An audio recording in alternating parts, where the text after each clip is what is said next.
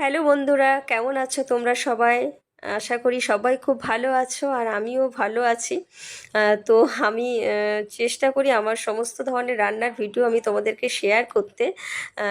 কিন্তু কয়েকদিন একটু ব্যস্ত, সেই জন্য আমি কিন্তু রান্নার ভিডিও শেয়ার করতে পারছি না। মেয়েদের এক্সাম শুরু, আর সবাই তো জানো যে এক্সাম শুরু হলে একটু বাচ্চাদের পাশে মায়েদের একটু বেশি করে থাকাটা দরকার।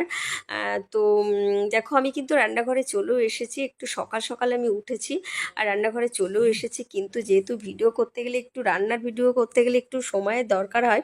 তো এক্সামের দিনগুলোতে সেই সময়টা আমি পাই না। দেখো, আমি সিম্পল করে কিছু রান্না করেছি, তো সেটাই তোমাদের সাথে এখন আমি শেয়ার করব। আর আমি চাইবো যে তোমরা যেভাবে আমার পাশে আছো, যেভাবে তোমাদের কাছ থেকে আমি ভালোবাসা পাই, এরকমভাবেই তোমরা আমার পাশে থেকো।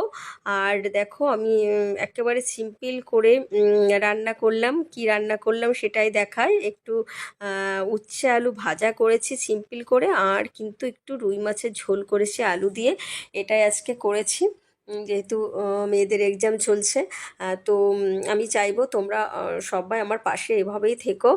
আর অবশ্যই আমি এক্সাম শেষ হলে আবারও কোনো নতুন রেসিপি নিয়ে আসবো তোমাদের সামনে। আর সবার কি বলি বলো, সবাই খুব সুস্থ থেকো, ভালো থেকো। টাটা।